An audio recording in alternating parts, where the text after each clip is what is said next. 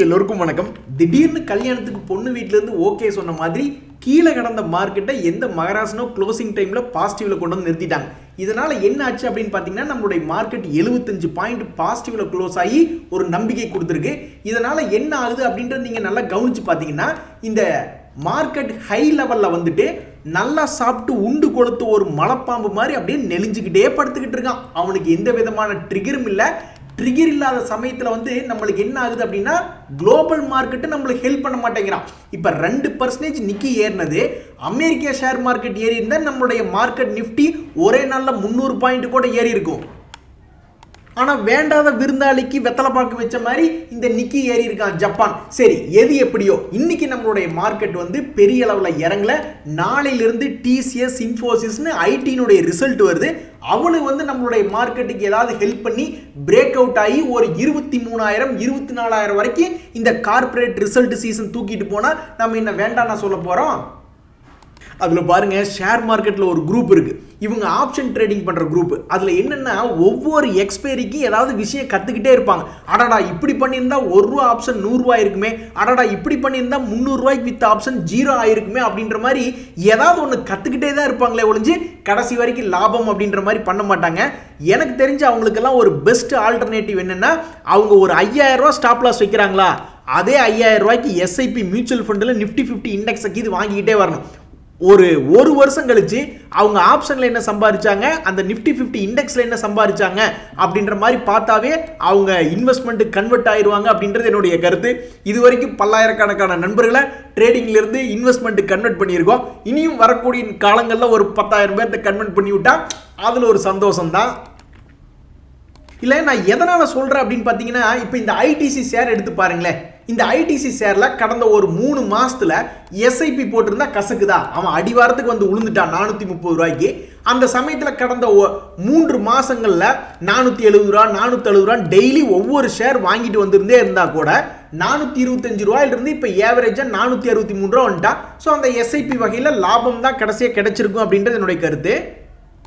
குப்பிட்டுன்னு ஒரு கம்பெனி, ஒரு விதமான கம்பெனி. இந்த பிப்ரவரி மாதத்துக்குள்ளே இந்த ஷேரை எப்படியாவது நான் இறக்கி விடணும்னு பார்க்குறேன். இறங்க மாட்டேங்கிறான், என் கையில் சிக்க மாட்டேங்கிறான். ₹250 ரேஞ்சில் இருந்தவன் போன வருஷத்தில். இந்த அக்டோபர் மாதத்தில் கூட ஒரு 3 மாதத்துக்கு முன்னாடி ₹400 இருந்தவன் இப்போ என்ன ட்ரேடில் ஆகிட்டு இருக்கான்னா ₹1,500 ட்ரேட் ஆகிட்டு இருக்கான். இந்த பிப்ரவரி மாதத்துக்குள்ள எப்படியாவது ஒரு ஷேரை வாங்கி இவனை கிராஷ் பண்ணி விடணும்னு நான் பார்க்குறேன். என் கையில் கிடைக்க மாட்டேங்கிறான், அப்பர் ஃப்ரீஸ் ஆகிட்டே இருக்கான். பார்க்குறேன் எப்படி இருந்தாலும் ஒரு நாள் என் கையில் சிக்குவான். அப்போ இந்த ஷேர் பிடிச்சி கிராஷ் பண்ணி விடுறேன். ஒரே ஒரு ஷேர் வாங்கினா போதும். ஆஹா, ஒரு ஷேரில் வந்து ஸ்பிளிட்டோ போனஸோ பண்ணாங்கன்னா இப்படி தாங்க இருக்கணும். இந்த கொச்சின் ஷிப்யார்டு இன்னைக்கு ஸ்பிளிட் ஆனதுக்கப்புறம் பார்த்தீங்கன்னா 20% ஒரே நாள் ஏறி இருக்கான்.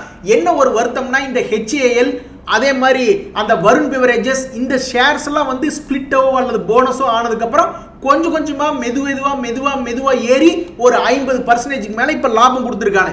இந்த கொச்சின் ஷிப்யார்டு என்னன்னா, யாருமே எதிர்பார்க்காத வகையில் ஒரே நாளில் ஸ்பிளிட் ஆன அடுத்த நாளே வந்து ஆல்மோஸ்ட் 20% லாபம் கொடுத்துட்டான்.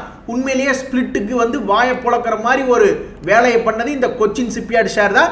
இது யாருமே எதிர்பார்க்காத ஒன்று, திடீர்னு கண்ணு முன்னாடி வந்து நிற்கிறான். ஸோ இந்த கொச்சின் ஷிப்யார்டு யாராவது வாங்கி ஆல்ரெடி ஹோல்டு பண்ணிக்கிட்டே இருக்கீங்கன்னா உங்களுக்கு வாழ்த்துக்கள். அந்த ஸ்பிளிட்டான ஷேர்ஸ் எல்லாம் உங்க டிமேட் அக்கௌண்ட் கரெக்டாக வந்து சேர்ந்துருச்சா என்ன அப்படின்றது பார்த்துங்க நண்பர்களே. இந்த டெலிவரி அப்படின்ற ஷேர் வந்து நம்ம சமீபத்தில் பார்த்துட்டு இருந்தோம். இன்னைக்கு கூட 6% ஏறி இருக்கான். இவன் இதுக்கு முன்னாடி ₹700 போனவன் தான். இந்த ரிசல்ட் சீசன் இவனுக்கு நல்லபடியாக அமைஞ்சு ஆல்மோஸ்ட் 386 பார்த்தோம். இப்போ ₹422 இருக்கான். அப்படியே தொடர்ந்து இன்னொரு 2-3 மாதம் ஏறி ஒரு ₹500 வந்துட்டான்னா கூட நல்லபடிக்கு இருக்கும். அப்படி இல்லைன்னா என்ன ஆகும், மறுபடியும் ஒரு ₹300 வருவான், அப்புறம் மறுபடியும் ₹500 வருவான். இப்படி தான் விளையாடுவான் அப்படின்றது என்னுடைய தனிப்பட்ட கருத்து. இந்த NCC ஷேர் பார்க்கும்போது நம்மளுக்கு கிடைக்காத ஷேர் புளிக்கும் கசக்கும் அப்படிங்கிற மாதிரி ஆகிப்போச்சு. இந்த ஷேரை நம்ம இதுக்கு முன்னாடி எப்போ பார்த்துருந்தோம்னா அக்டோபர் மாதத்தில் பார்த்துருந்தோம். அப்போ இவன் ஒரு கும்பா குட்டி அப்படின்னு சொல்லி நம்ம இதுக்கு கீழே போகிறதுக்கு வாய்ப்பு இருக்கு. கீழே வந்ததுன்னா ஒரு வேளை இந்த சப்போர்ட் எடுப்பானோ அப்படின்னு சப்போர்ட்டை போட்டு வச்சுக்கிட்டு அண்ணாந்து பார்த்துக்கிட்டு இருந்தா இந்த பழம் நம்மளுக்கு கிடைக்கல. பழம் நழுவி பாலில் விழுகல. ஸோ இந்த பழம் என்னாச்சு, அப்படியே ஒரு யூட்டர்ன் போட்டு ஏறி இருக்கு. நான் இன்னைக்கு தான் நான் போய் அது ஃபில்டர் கண்டிஷனில் வந்து இன்னைக்கு பெரிய ஆள் ஏறினது யார் அப்படின்னு பார்த்தோம்னா இந்த NCC வந்து நிற்கிறான். ஆனால் பாவி அப்படின்னு போய் பார்த்தோம்னா இவன் கீழே வந்து சப்போர்ட்டில் எடுக்கல. எனக்கு என்ன வருத்தம்னா சப்போர்ட்ல வந்து உளுந்திருந்தான்னா நம்ம ஒரு அனௌன்ஸ்மெண்ட் பண்ணியிருந்தோம்னா அந்த அனௌன்ஸ்மெண்ட்டுக்கு அப்புறம் இப்படியே மேலே போயிருந்ததுன்னா அது ஒரு மனசுக்கு சந்தோஷமா இருந்திருக்குமே. சரி எட்டாக்கனி புளிக்கும்ட்டு போக வேண்டியதான். அட பாவி மகனே அனுப்பம் ரசாயனம், இன்னைக்கு ஏன் இப்படி 6% இறங்கி வச்சிருக்கே அப்படின்ற மாதிரி நம்மளை புலம்பு விட்டுட்டான். என்ன காரணம் அப்படின்னா இவன் நல்ல அருமையான பிரேக் அவுட் 900க்கு மேலே அப்படியே போய்கிட்டே இருந்தவன் என்ன நினைச்சானோ 2 நாளில் அப்படியே யூட்டர்ன் போட்டான். என்னை பொறுத்த வரைக்கும் இது ஒரு நல்ல விஷயமா தான் பார்க்குறேன். ஏன் அப்படின்னா இவன் எப்பெல்லாம் ஷார்ப்பாக கீழே வந்து உழுகுறானோ அப்போல்லாம் பெரிய அளவில் பணம் அப்படின்றத சம்பாரிச்சு கொடுத்துருக்கான். இது வரைக்கும் 3 தடவை அப்படி தான் பண்ணியிருக்கான். நான் என்ன நினைக்கிறேன்னா இந்த 2024லையும் இன்வெஸ்டர்களுக்கு சம்பாரிச்சு கொடுக்கணும்னு தான் வேகமாக இறங்குறான்னு நினைக்கிறேன். ப்ராபப்ளி அவனுடைய சப்போர்ட் இப்போதைக்கு பார்க்கும்பொழுது 700 ரூபா. அந்த 700 ரூபாய் வந்து தொட்டதுக்கப்புறம் சொங்கின்னு மறுபடியும் ஒரு 1000 ரூபா போவோம் அப்படின்றது என்னுடைய கருத்து. பார்ப்போம் 700 ரூபாய் வந்து டச் பண்ணுற மாதிரி அலர்ட் போட்டு வச்சுக்கணும் வாட்ச் லிஸ்ட்டில். நண்பர்களே இப்போவும் ஒன்றும் கெட்டு போகல. இந்த 2024க்குன்னு ஏதாவது ஷேர்ஸ் நீங்கள் வாங்கி வச்சிருக்கீங்களா? நான்லாம் இந்த ஒலக்ட்ரா கிரீன் டெக் அப்படின்ற ஷேரை வந்து ஒரு மாதிரி பிடிச்சி வச்சிருந்தேன். நான் இப்போ அதை போய் பார்க்க விரும்பல. 100% ப்ராஃபிட் வந்துச்சுன்னா நம்மளுக்கு அங்கிருந்தே அலர்ட் வரும். அப்போ இதை வித்துக்கலாம்னு விட்டுட்டேன். இன்னைக்கு ஒரே நாளில் வந்து 12% ஏறி இருக்கான். இந்த வருஷம் ஸ்டார்டிங்லேருந்தே 21% ஏறிட்டான். இன்னொரு 80% ஏறினா பிடிச்சி வித்து விட்டுருவேன். இந்த மாதிரி நான் சில ஷேர்ஸ் வந்து ரினியூவபிள் எனர்ஜி ஸ்பேஸில், இவி ஸ்பேஸில், அப்புறம் அந்த டிஃபென்ஸ் ஸ்பேஸ்லாம் கொஞ்சோண்டு ஷேர்ஸ் வாங்கி வச்சிருக்கேன். எல்லாரும் இந்த 2024 டபுள் ஆனால் பிடிச்சி வித்து விட்டுருவேன். அது மாதிரி நீங்கள் இந்த 2024க்கு ஏதாவது ஷேர் எடுத்து வச்சிருக்கீங்களா அப்படின்னா கமெண்ட்டுக்குள்ள பதிவிடுங்க. நானும் தெரிஞ்சு வச்சுக்கிறேன். எல்லாம் ஒரு விஷயத்துக்காக தான். இதுக்கு மேலே ஷேர் மார்க்கெட் என்னங்க பண்ணி தரணும்? எதுக்குங்க ஷேர் மார்க்கெட்டை பிடிச்சி எல்லாரும் திட்டுறாங்கன்னு தெரில. இந்த ஐஆர்சிடிசி ஷேர் வந்து இது ஒரு மோனோபாலி, அந்த பாலி, இந்த பாலி அப்படின்னு சொல்கிறாங்க. என்ன பாலியா இருந்தா என்ன, இவன் பாட்டுக்கு 1300 ரூபா ரேஞ்சில இருந்து ஆல்மோஸ்ட் 500 ரூபா 600 ரூபா பக்கத்துல வந்து விழுந்துட்டான். இருந்தாலும் இவனுடைய லாபத்துல எங்காவது ஓட்டை விழுந்துதா? அதுதான் கேள்வி. இவன் 100, 200, 300, 500, 600, 1000 கோடின்னு அவனுடைய லாபம் வந்து எச்சாயிட்டே போகுது. ஆனால் ஷேர் மார்க்கெட்டில் ரொம்பவுமே பணப்புழக்கம் அதிகமாக இருந்த காரணத்தினால எல்லாம் போட்டி இப்போ எப்படி இடவேளை கோயம்புத்தூர்லாம் 3 லட்சம் 5 லட்சம் 10 லட்சம் டே அது 30 கிலோமீட்டர் தள்ளி இருக்குதுடா கோயம்புத்தூர்ல இருந்து அப்படின்னா கேட்க மாட்டேன்றானுங்க. இல்லை செண்டு 5 லட்சம் ரூபா, அன்னூர் வந்தீங்கனாலும் 4 லட்சம் 3 லட்சம்ன்றாங்க. அட பாவிகளா அப்படின்ற மாதிரி ஷேர் மார்க்கெட்டில் அப்படி கூவிக்கு பணம் எக்கச்சக்கமாக கிடந்தப்ப ஏகப்பட்ட ஷேர்கள் உச்சிக்கு போனா. அப்புறம் ஷேர் மார்க்கெட்டில் பணம் இல்லைன்னு உடனே எல்லாம் வித்துட்டு வெளியே எடுத்துட்டாங்க. இருந்தாலும் ஒரு கம்பெனி லாபகரமா இருக்கும் பொழுது என்னைக்கு இருந்தாலும் ஒரு நாள் திரும்பி வருவான் அப்படின்றத இந்த ஐஆர்சிடிசி நிரூபிச்சு கொடுத்துருக்கு. ஸோ 500 ரூபா வரைக்கும் போன ஐஆர்சிடிசி இன்னைக்கு 941 ரூபாயில் இருக்கா. கிரேட். ஆனால் நம்ம போய் வாங்கினா இறங்கிடுவான். இப்படித்தான் அனுரஸ் இறங்கி போயிட்டான். ஏன் சும்மா அனுரஸ்ன்னு புறம்பிட்டே இருக்கீங்க அப்படின்னு கேட்டீங்கன்னா அது நான் புலம்புல. ஒரு சாம்பிள் இன்ஃபர்மேஷன்ல நான் என்ன பண்ணேன், இந்த மாதிரி ஒரு வீக்லி எஸ்ஐபி போடலாம். டிசம்பர் மந்த்தில் அந்த அனுரஸும் உள்ளே வந்திருக்கு. ஒரு 7-6 ஷேருக்கு எஸ்ஐபி போட்டால் என்ன ஆகும், ஒரு 3 மாதம் டார்கெட்டில் 3 மாதம் முடிவில் பிடிச்சி எல்லாத்தையும் விற்று விட்டுறலாம் அப்படின்ற டார்கெட்டில் போட்டு வச்சுருந்தேன். ஸோ அந்த அனுரஸ் வந்து இப்போ கும்பா குட்டியாக ஆகிட்டதுனால எனக்கு ஒரே மன வருத்தம். நண்பர்களே இந்த டெல்டா கார்ப் ஷேர் வச்சிருக்கீங்களா? டெக்னிக்கலி உங்களுக்கு ஒரு சந்தோஷமான செய்தி இருக்கு. என்ன காரணம்னா இந்த டெல்டா கார்ப் அப்படின்ற ஷேர் வந்து கடந்த ஒரு வருஷத்துல 26% இறங்கியிருக்கான். இருந்தாலும் இன்னைக்கு அவனுடைய பிசினஸ் அப்டேட்லாம் கொடுத்து முடிச்சுட்டான். இருந்தாலும் பார்த்தீங்கன்னா காலையில் 146 ரூபா டவுன்ல ட்ரேட் ஆகிட்டு இருந்த ஷேரு கன்சிஸ்டன்டான ரெக்கவரி, அப்படியே ஒரு நாள் ஃபுல்லாகவே ரெக்கவரி மோட்ல வந்திருக்கான். ஒருவேளை இந்த 26% லாஸை இந்த வருஷம் எடுத்து ஒரு 230 ரூபாய் வந்துட்டான்னா பாவம் இந்த ஷேர் வாங்கி எங்கே வாங்கி வச்சிருப்பாங்க நிறைய பேர். கிட்டத்தட்ட 333 ரூபா. அந்த நம்பரை பார்க்கும்போதே நம்ம டவுட் ஆயிருக்கணும். அங்கிருந்து இப்போ 155 ரூபாயில் இருக்கா. ஒருவேளை ஒரு வாரி நல்லபடிக்கு ஏறி வந்து ஒரு 300 ரூபா வந்துட்டா பாவம் இந்த ஷேரை வாங்கி நஷ்டத்தில் இருக்கிறவங்களுக்கு கொஞ்சோண்டு சந்தோஷம் வரும். நண்பர்களே ஷேர் மார்க்கெட்டில் நியூஸ் வந்து 2 வகைப்படும். ஒன்று ஷார்ட் டேர்ம் நியூஸ், ஒரு 4-5 நாளைக்கு அந்த தாக்கம் இருக்கும், அப்புறம் அந்த தாக்கம் மறைஞ்சிடும். சில லாங் டேர்ம் நியூஸாக இருக்கும். அந்த லாங் டேர்ம் நியூஸ்க்கு வந்து எவ்வளவு டீல் சைஸ் என்ன ஏதுன்றது நம்மளுக்கு தெரியணும். இப்போ இன்னைக்கு இந்த டேன்லா அப்படின்ற ஷேர் வந்து பார்த்தீங்கன்னா 11% ஏறி இருக்கான். இவனுக்கும் என்ன ஒரு இன்ஃபர்மேஷன் வந்திருக்குன்னா அவனுக்கு வந்து இந்த ஜி பிஸ்னஸில் நான் ஒரு நியூஸ் ஒன்று பார்த்துட்டு இருந்தேன். என்ன அப்படின்னு பார்த்தோம்னா அவங்க வந்து ஒரு இந்தியாவில் இருக்க ஒரு பேங்கோட ஒரு கமர்ஷியலாக ஒரு ப்ராஜெக்ட் கிடைச்சிருக்கு அப்படின்ற மாதிரி ஒரு நியூஸ் வருது. இந்த நியூஸ் வரும்பொழுது நம்ம இன்னொன்று என்ன பார்க்கணும்னா ஒரு பிரேக் அவுட்டும் ஆயிருக்கான், அப்போ நியூஸும் வருது. அப்படி 2 விஷயம் உள்ள வந்து உழுகும் போது இவன் உருப்பட தான் வேணும். அப்படியும் இவன் உருப்பு இல்லைன்னா நம்ம ஒன்றும் பண்ண முடியாது. மறுபடியும் 400 ரூபாய்க்கு நீ இப்போ மறுபடியும் வாங்கி ஏவரேஜ் பண்ணி ஜெயிக்கணும் அப்படின்ற மாதிரி இது ஒரு சாதா ஷேர் ஆயிரும். சாதா ஷேரில் என்றைக்குமே பிரச்சனை இல்லை. அவன் கீழே போனான்னா சாதா ஷேர் மறுபடியும் மேலே வர போகிறான். ஸோ ஒவ்வொரு ஏவரேஜ் பண்ணி லாபம் பண்ணும். ஆனால் நம்ம சாதா ஷேரை பார்க்கறது இல்லை. எப்போவுமே ஒரு பிரேக் அவுட்டோட நியூஸ் சேரும்பொழுது இவன் ஒரு வெடிச்சு செதறணும் அப்படின்ற மாதிரி நான் கணக்கு போடுறேன். ஸோ ஒரு வருஷம் கழிச்சு பார்க்கும்போது இவன் 2000 ரூபா பணத்தை டபுள் பண்ணி விட்டான்னா எனக்கு ரொம்ப சந்தோஷமா இருக்கும். நண்பர்களே, இன்னைக்கு ஷேர் மார்க்கெட்டை பொறுத்த வரைக்கும் அதானி என்டர்பிரைசஸ் தான் நிஃப்டி 50 இண்டெக்ஸ்லேயே இன்னைக்கு டாப் கெய்னரா வந்து நிற்கிறான். வேற லெவல். அது மட்டும் இல்லை, இன்னைக்கு நம்மளுடைய மார்க்கெட்டே கடைசியில் தூக்கி நிறுத்தது யாருன்னா எல்லாம் பெரிய ஆளுங்க தான். ஹெவி வெயிட்ஸ் ரிலையன்ஸ் முதல் கொண்டு எல்லாருமே பெரிய ஆளு இன்னைக்கு மார்க்கெட் அப்படியே தூக்கி தோல்ல போட்டு அப்படியே தூக்கி நிறுத்திருக்கானுங்க.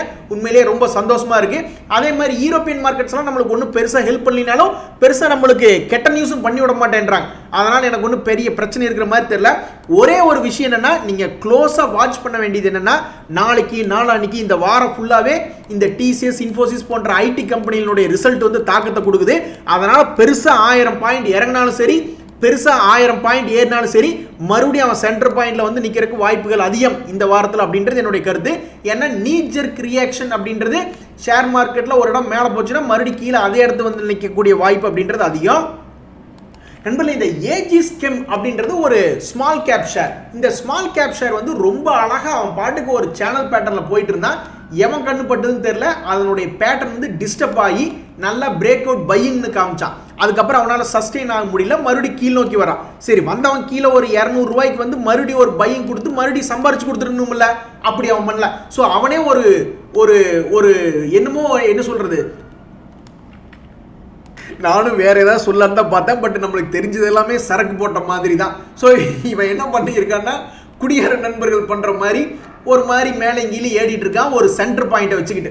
ஸோ அவன் இந்த சென்டர் பாயிண்ட்ல இருந்து எந்த பக்கம் போனாலும் இவனுக்குள்ள ஒரு 150 ரூபா ஒளிஞ்சிருக்கு. ஒன்னா 500 ரூபா ஒளிஞ்சிருக்கு, இல்லைன்னா 200 ரூபா ஒளிஞ்சிருக்கு. என்ன கேட்டால் கீழே 200 ரூபா தான் வரணும். ஷேர் வச்சிருக்கிறவங்க மன்னிச்சிங்க, ஏன்னா அப்பதான் எல்லாரும் வாங்கி சம்பாதிக்க முடியும். குடுகுடன் மேலே போயிட்டா அப்புறம் நீங்க மட்டும் தான் சம்பாதிப்பீங்க. நண்பர்களே, ஒரு இடம் இந்த கார்டன் ரீச் பத்தி ஒரு நண்பர் கேட்டிருந்தாரு ஷேரு. அப்போ நம்ம அனலைஸ் பண்ணி பார்க்கும்போது 777 ரூபாயில் ஒரு பிரேக் அவுட் அப்படின்றத நம்ம பார்த்துட்டு இருந்தோம்.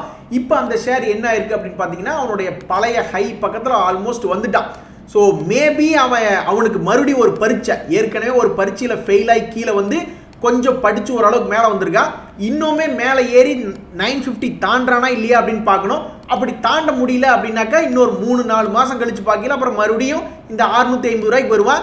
அங்கே வந்து ஒரு பையிங் ஆப்பர்ச்சுனிட்டி பண்ணி தருவான் அப்படின்றதான் என்னுடைய நப்பாசை. நண்பர்களே, பிடிலைட் இண்டஸ்ட்ரி அப்படின்றது ஒரு பயங்கரமான ஷேர். இவன் வேற எஃப்என்டோவில் வேற இருக்கான்.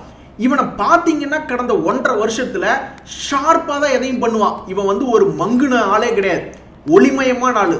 அப்படி டார்ச் லைட் போட்ட உடனே வெளிச்சம் வருது, அது மாதிரி தான். ஒவ்வொரு சப்போர்ட்லையும் ரெசிஸ்டன்ஸ்லையும் டக்குன்னு ரியாக்ட் பண்ணக்கூடிய ஆள். ஸோ இப்போ ஒரு ரெசிஸ்டன்ஸ்ல வந்து உளுந்திருக்கா. மேபி ஒரு 2 மாசம் அல்லது 1 மாசம் கழிச்சு பார்க்கும்போது டொங்கின்னு ஒரு 2500 வந்தா கூட இதுக்குள்ள ஒரு 10% டவுன் ஒளிஞ்சிருக்கிறதா தான் நான் பார்க்குறேன். இது வரைக்கும் அப்படி தான் பண்ணியிருக்கான். இன்னைக்கு இது எங்காவது 2024 பிறந்துச்சு, நான் மேலே போறானா இல்லையான்னு தெரியல. யாருமே இவனை டிஸ்டர்ப் பண்ணல. இப்படியே விட்டாக்கா இன்னும் 1 மாசம் கழிச்சு நம்ம பார்க்கும்போது 2500 வந்துச்சுன்னா ரொம்ப சந்தோஷம் தான். ஐயோ, நீங்க எல்லாம் பணம் போட்டா உடனே நான் மேலே ஏறிடணுமா அப்படின்ற மாதிரி இந்த டாக்டர் ரெட்டி எப்பவுமே என்ன பண்றான் அப்படின்னு பாத்தீங்கன்னா, ஒரு வருஷ பிளான்ல இந்த வருஷத்துல பாருங்களேன், 2023 முடிவுல வந்தா தான் போதும் தானே. 2023 ஆரம்பிச்சு மெதுவா மேலே கீழே ஏறி இறங்கி கடைசியில நான் முடியும் போது மேலே வந்தா உங்களுக்கு போதும் தானே அப்படின்ற மாதிரி தான் இந்த டாக்டர் ரெட்டி அப்படின்ற ஷேர் பண்றான். ஒவ்வொரு வருஷம் அதான் பண்றான். இப்ப 2023 பார்த்தோமா, இப்ப நீங்க 2022 பாத்தீங்கன்னா அந்த வருஷம் அப்படித்தான் பண்ணுவான். மேலே கீழே ஏறி இறங்கி கடைசி வருஷம் முடியும் போது மேலே வரக்கு வாய்ப்புகள் அதிகமா பண்றான். சில நேரங்களில் அவசர குடுக்கிய 2021 ஒரு 3 மாசத்துக்குள்ள மேலே போயிட்டு அப்புறம் அந்த வருஷத்தை முடிக்கும் போது கீழே முடிச்சிருக்கான். ஸோ எப்படி பார்த்தாலும் என்னை பொறுத்த வரைக்கும் இந்த வருஷம் இப்பதான் ஆரம்பிக்குது. ஸோ டாக்டர் ரெட்டி இந்த பேட்டர்னை ஃபாலோ பண்ற மாதிரி இருந்தா இங்கிருந்து என்னைக்கு இருந்தாலும் இவன் ஒரு இடம் வந்து 6500 ரூபாய் போய் தொட்டுட்டு அதுக்கப்புறம் மேலே கீழே ஏறி இறங்கணும்.